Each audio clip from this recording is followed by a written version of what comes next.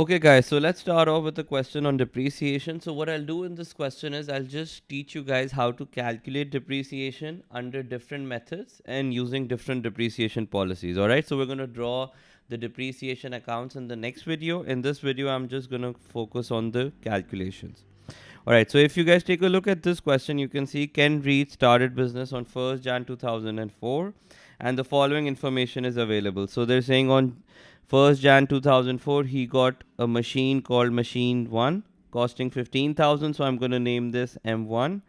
On 1st September 2004 of that same year he got another machine, we'll call this to be M2, and on 1st April 2006 he got another machine and we'll name this to be M3 worth $12,000. And they're also saying that machine 2, which I've named it over here, was found to be unsuitable and was sold in the year 2005 for 15,000. The other machines are in use till December 2006. So what we should know is that we're dealing for machines from 2004 Jan all the way till 2006 31st December. All right, so all our depreciation calculations have to be for this period only. Now let's take a look at the first case where we will depreciate it using the straight line method. Alright, so let's name it case 1. Now under case 1, machinery should be depreciated at 10% using the straight line method. You guys should remember from the last video, under the straight line method, we will depreciate the machine on its original cost. Now, one more thing that needs to be noted over here, a full year's depreciation is to be provided in the year machinery is purchased, no depreciation in the year of disposal. That's the depreciation policy. So what they're saying is that when you buy a machine in a particular year, regardless of the date of purchase, you will depreciate the machine for the entire year, and when you sell that machine you will not depreciate it. All right, so there's no depreciation in the year of disposal. So I've drawn this table. We'll fill in this table to calculate our depreciation. So I've written 2004, 5 and 6 along with all the machines. Now we know that we got M1 in 2004. We got M1 for 15,000. So if you just depreciate 15,000 times 10%, the depreciation should be 1500 for M1. M2 we got that to be 18,000 again in 2004. Let's depreciate it. We'll get 1800.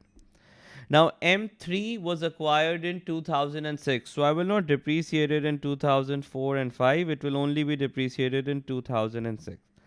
So for the year 2004, what I can say is my total depreciation charge is 3,300 for that year for M1 and M2. Alright, now when we move to 2005, remember straight line method, it should be a constant depreciation. So I should depreciate M1 again by 1500. Now for M2, what should I do about M2? Remember M2 was disposed or was sold in 2005. It says no depreciation in the year of disposal. So there will be no depreciation on M2 in 2005. So I can just write disposal, and hence I will not depreciate M2 in 2005. So the total depreciation for 2005 is only 1500, which is for M1. Then when we move towards 2006, I can say I will again depreciate M1 by 1500. M2 is no longer with us, but I will get M3 now. So when I buy M3 for 12,000, I will depreciate it at 10%. I will get 1200 over here. That's for M3. Full year of depreciation in the year of purchase. So the total depreciation expense in 2006 becomes 2700. Alright, so I've calculated the depreciation expense for each year for different vehicles that this firm has for the period 2004 to 2006. This was case 1. Now I'm going to change the case under case 2. Okay, so now let's move forward towards case 2. Now what you can see in case 2 is we are still depreciating it at 10% using the straight line method, but now we're saying with rates being applied for each part of the year. So you can also call this to be the monthly method. Okay, now under the monthly method, what we have to what is important is that when was the machine purchased and when was the machine sold. So now we will no longer apply the full year policy. We will see the number of months in a year that the machine has been used. So I've also written down the date of purchase for each machine so that we can remember this. Now let's start again with M1. Now for M1, I got this on January 2004, which means that I've used it for the entire year running from Jan to December. So I can again apply the same depreciation, that was 15,000 times 10%. So I can still write 1500 for M1. There is no change in M1. What will change is M2. Now M2 was acquired on September. That means that for M2 I used it for September till December. That means in total I used M2 for 4 months over here: September, October, November, and December. Now, depreciation for M2 will be as follows: it will be 18,000 times 10%, but only for 4 months. So, I will only apply depreciation for 4 months out of a full year, which is 1/3. So if you guys calculate this, you will get M2's depreciation to be 600 in the year 2004. Alright, so remember in the previous case, I applied full year's depreciation. Now I'm applying depreciation for the 4 months it was used just for 2004. M3 again was not there, so the total depreciation in 2004 is now 2100. Now, when we move to 2005, M1 again will be 1500 because it was again used for the entire year. But what about M2? Remember, M2 was disposed on 30th September 2005. Now, what I can say is that in this year, which is 2005, we had M2 on January and we used it till 30th September. So if you guys count this, in 2005, M2 was used for a period of 9 months. If you guys just count January till September, you should get 9-month period over here. So in the year 2005, the depreciation for M2 should be 18,000 times 10%, but only now depreciated for 9 months, not for the entire year. And this should amount to 1350. Alright, so I can write 1350 over here. So the total depreciation in 2005 should add up to be 2850. Alright, so with M2, what you guys can say is that in 2004, it was only used for 4 months. So I applied 4 months worth of depreciation. In 2005, it was used for 9 months. So I applied 9 months worth of depreciation. Quick pause. If you're finding value in this explanation, there's so much more to discover. At Alt Academy, we break down every A-level concept with the same level of clarity. Now, let's continue. In 2006, M1 again will be 1500 used for the entire year. M2 was not there, it has been sold. Now again M3. M3 was acquired on April of 2006. So we can use the same calculation that it was acquired on April 2006. That's 1st April 06 till 31st December 2006. That's again a period of 9 months, because if you just exclude Jan, Feb and March, you're left with 9 months.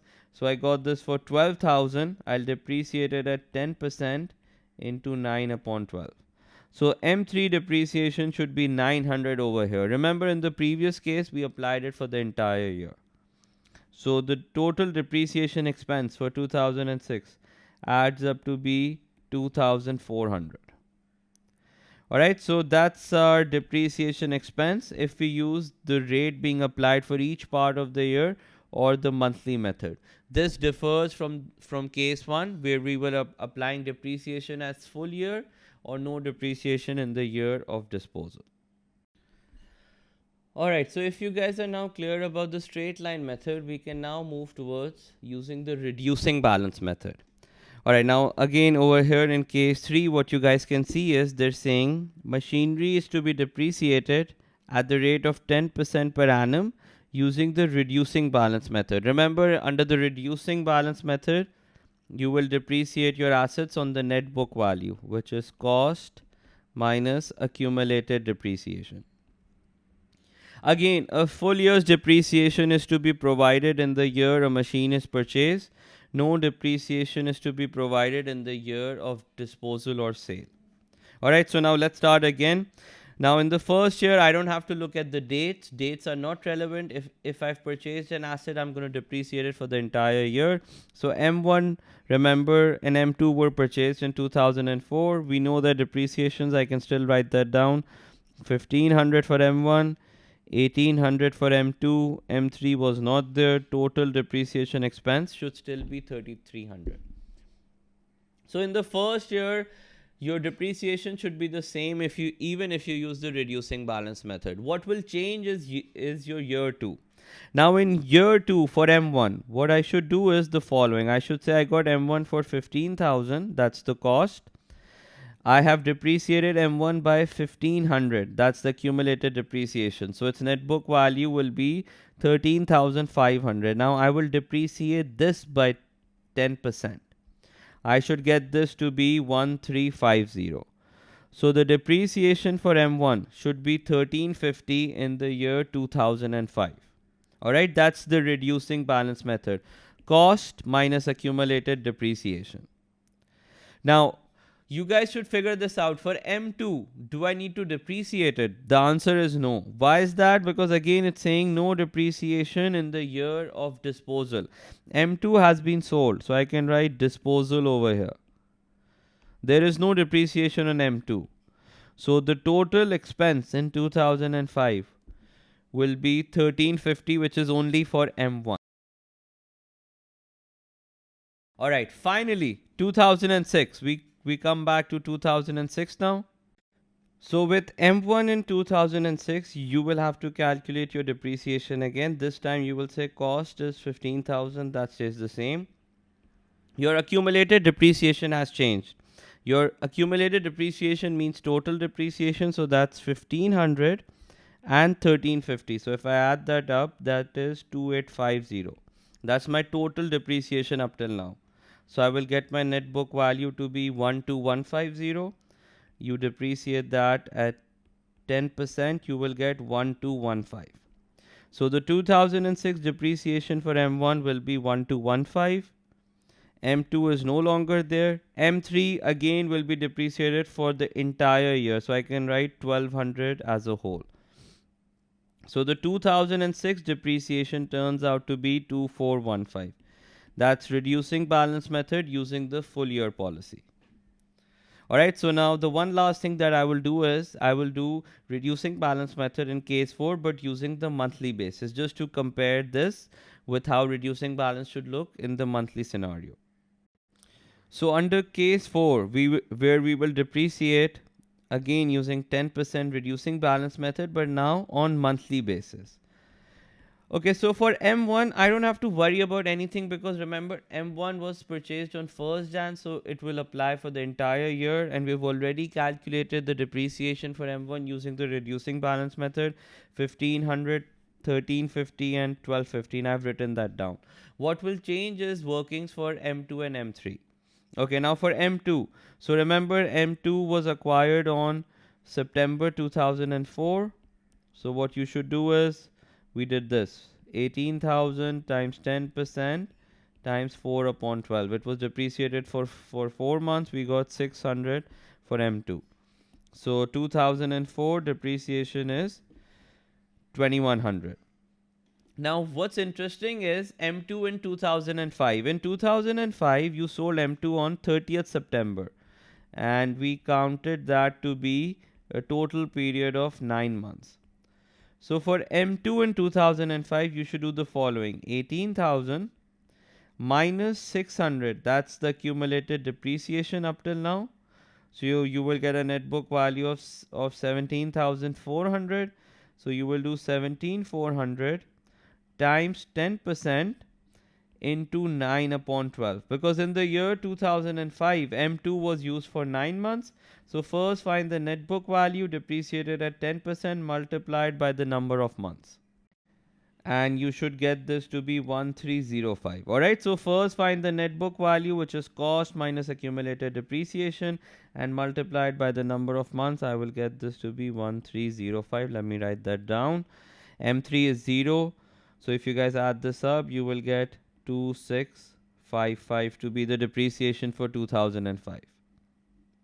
All right, in 2006 M2 is not there, but M3 was acquired, so we'll buy M3, but again we will multiply it by the number of months. It was acquired in April, so depreciated by 9 months, you will get this to be 900. So the total depreciation expense becomes 2115, and that's how your depreciation will look like in the reducing balance method when we use our monthly basis. Now I hope you guys understand how to calculate depreciation using straight line method, reducing balance method, along with the use of full year depreciation with monthly depreciation, because what examiners look for is the fact that what depreciation policy can be applied. All right, so full year basis, remember, you will apply depreciation for the entire year regardless of the date of purchase, whereas under the monthly basis you will look at the number of months the machine was used, and that applies to not only purchases but also to any disposal as well. So depreciate your machine based on the depreciation policy too.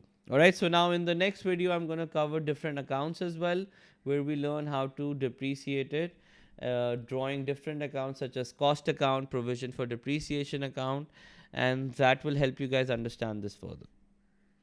Our complete A levels accounting course is waiting for you on our website.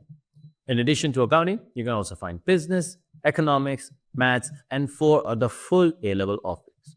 So, thousands of students who've already unlocked their potential. Visit all to get me right now.